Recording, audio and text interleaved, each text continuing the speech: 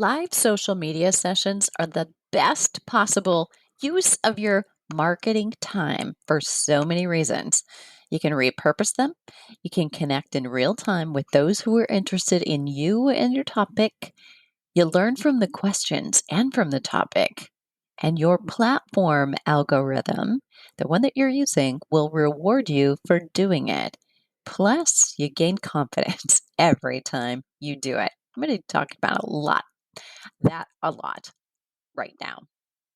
Hi, I'm Deborah Atkinson. You're listening to Fitness Marketing Mastery, where I share marketing, of course, and sales strategies that are easy, enjoyable, even fun, and anything but sleazy, salesy, and pushy, so that you can grow the business, but also the life that you love and have freedom doing it. In this episode, I'm talking all about live social media and getting a strategy to do it, not randomly.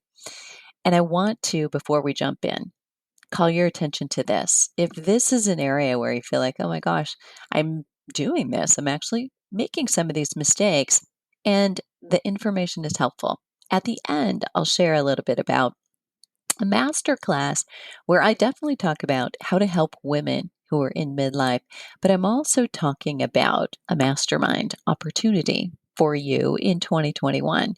Look, 2020 rock dollar boats, right? So if you need a little help getting the oars, helping you go in the right direction, we'll link to the next masterclass so that you can get in on it. All right, let's dive in. So here's the deal. You're doing live social media. You know you need to. But listen, if you don't plan what you're going to talk about based on your followers, your fans, and the prospects, your ideal kind of customer, what does that prospect think, feel, do before they become a customer? And if you're not asking or realize that they are asking, what's in it for me? Well, those live social medias could be wasting your time and not doing you any good. And then you will, my friend, convince yourself that this doesn't work, at least not for you. And it's not that. Live social media does work. We just need a strategy. Social media invitations that are like blind dates, if you think of it that way, you got to realize that this is it, right? This is your one shot with this person. And if it doesn't go well, you're not going to have a second date. So if you're asking for a blind date with people who don't really know you very well yet, they just maybe saw an image and they liked it, or they saw a dancing video and they like that. Taking a bigger next step, you really have to get things right. Now, you don't have to send flowers and chocolates, and I don't know if I'd recommend sending chocolates anyway, but you've got to do some pre planning. So here's my question to you. Are you asking people to show up for live social media sessions without giving them a reason to show up for lives? So if you are Jillian Michaels, and if you are out there, Jillian, just get a hold of me. If you're Jillian Michaels, you're the president of Lifetime Fitness or the CEO of Club Industry. Maybe you'll get lots of people showing up just because you announced that you're going live at a certain time and a date. But for the rest of us, if you haven't got a lot of followers, established a reason why you or a topic that is super juicy, you haven't given a call to action beyond this is free, so you should come, then you're making a cardinal mistake. Sharing what you're going live with to your email list will help if they're also on that platform. It will get you more of your buyers potentially there. And that will help tell the platform to show your content to more people like them, which is exactly what we want. You don't necessarily want to be sharing that you're going live with all of the tire kickers and squatters on your list who never bought anything and just complain if you send too many frequent emails. And yet, they've opted in for every one that you've given them the opportunity to opt in for. And I digress. But you know who I mean. You don't really want to bring those people over because they're not your buyers. And if you attract more of them, you'll have more frustration. If your buyers, though, aren't on that particular platform, and let's just choose one so I'm not talking generically. Let's say you're trying to grow your audience and do lives on Instagram. And maybe you're not juggling your phone and a laptop so that you can go live on both Facebook and Instagram. Why would you ever want to promote to your group? Well, I'm going to be live on Instagram. Are you there? You should be there. You should come over because we'd be sending them backwards, really, because they're already like driving in the car with you. They're on the bus. And then you're going to say, oh, go and, watch me on lives. You should actually be doing something on a more intimate basis with content for them. So, big mistake to try to use Instagram as your number one platform if your current customers aren't using it already as their ideal platform. I would ask, I do a poll, send an email, and make it look like you're just sending a poll to everybody. You want to know, where can we most connect? I want to give you tips during the week without flooding your inbox. And, I don't have your text content, but I'd love to know, if you're already on social media, how can I appear there to give you a tip, say in the middle of the afternoon when you're thinking about reaching for that chocolate or that caffeine, something better that you could do. And ask them, but only your buyers, where are you? What do you have on your phone when you're, between appointments, when, there's a lull in your afternoon at work, or when you're waiting in line at the grocery store or the bank? What social media platform do you open up?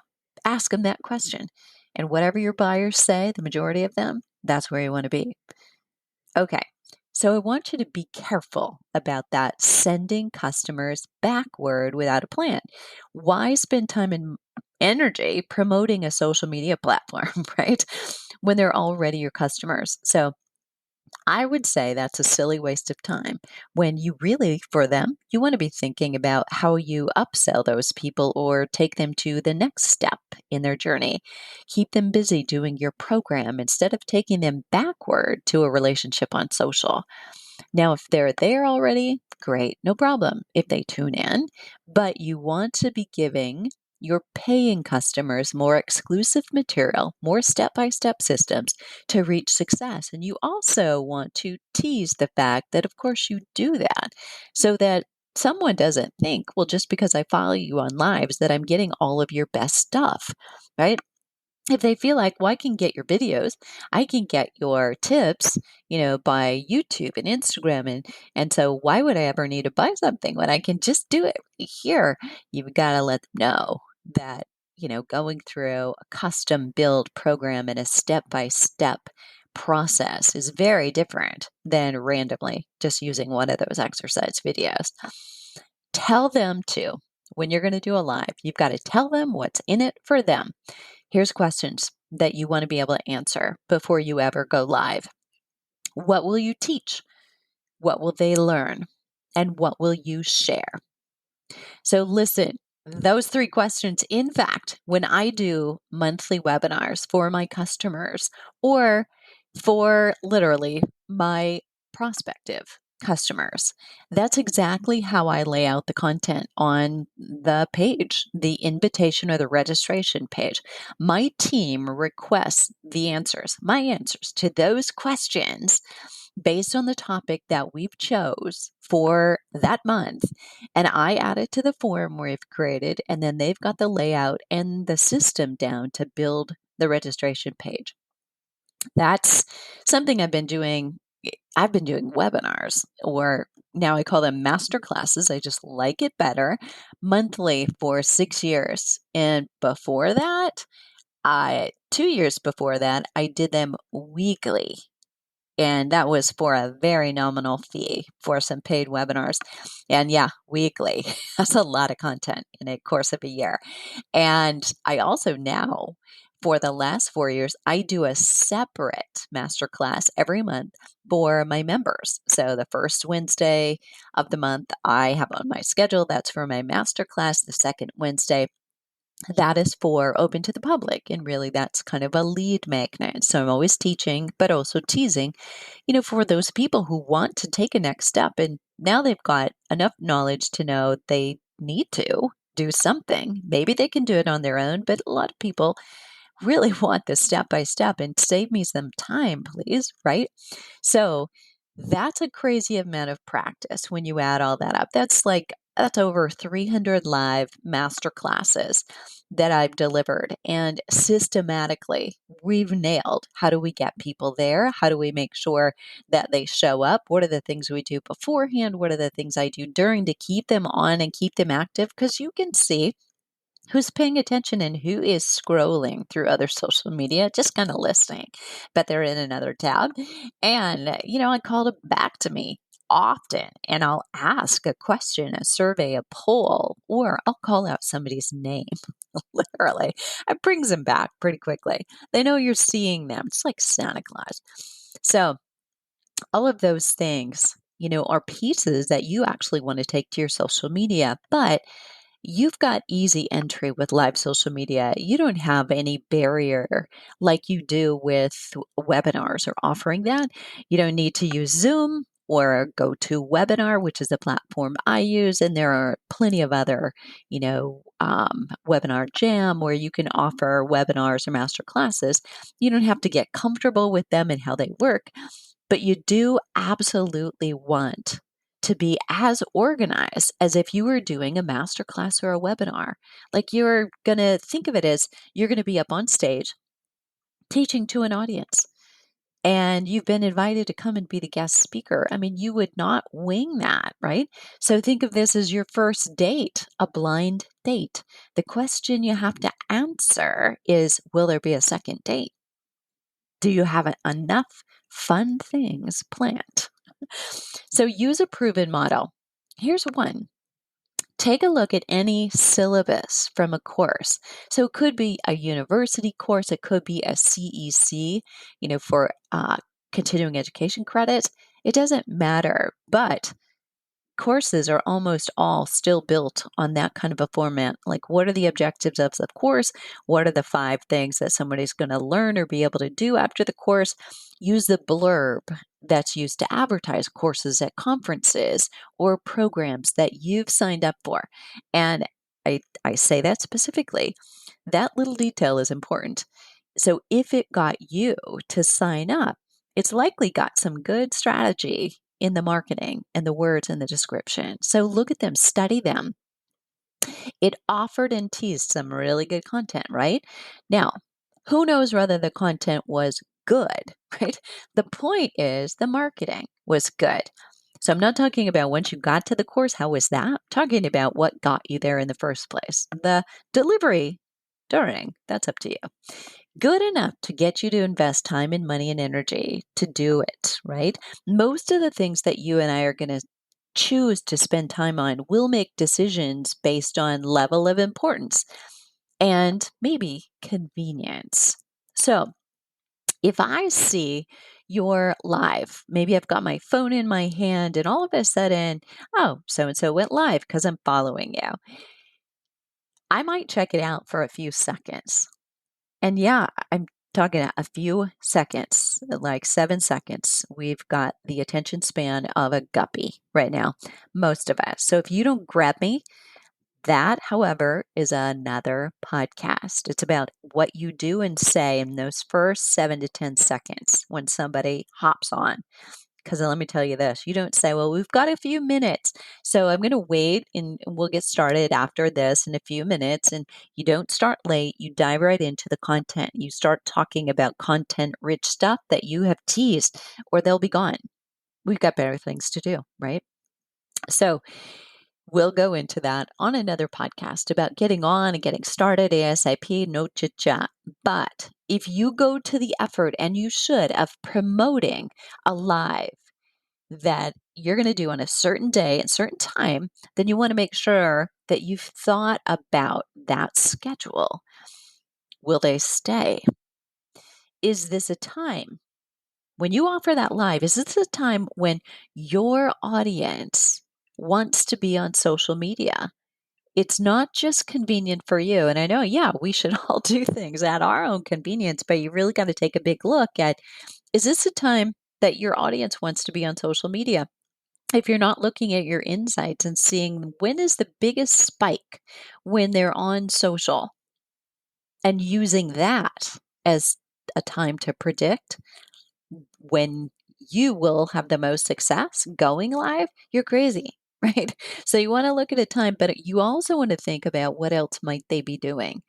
So, though you might see a spike in the evening, like between 6 and 9 p.m., for people being on social media, often they may be sitting with their family, watching, a movie or sports event, and they are not going to turn on sound. So, if you're doing a live, you may lose them. It may be a great time when they're scrolling and they're looking at things, but it's a big difference between going live. So, when are they actually going to be engaging with you, turning on the volume so that you get your message across? That's really important. I can tell you the best time for my customers, and not you necessarily, dear business pro, but my customers. And maybe we have the same, but you really need to ask, find out, and it's late afternoon at best and very early evening for, say, the East Coast. So, 7 p.m. would be as late as I would want to be going, or it's early in the day on the weekends. And I don't mean terribly early, but like a 10 a.m. or an 11 a.m. on Saturday and Sunday, or 4 p.m. on like a Friday or a Sunday. Those are the best, absolutely. So test your own. But I didn't just make that up. I've tested, I've looked at my insights, and then I've offered them and looked at different times to see what works the best.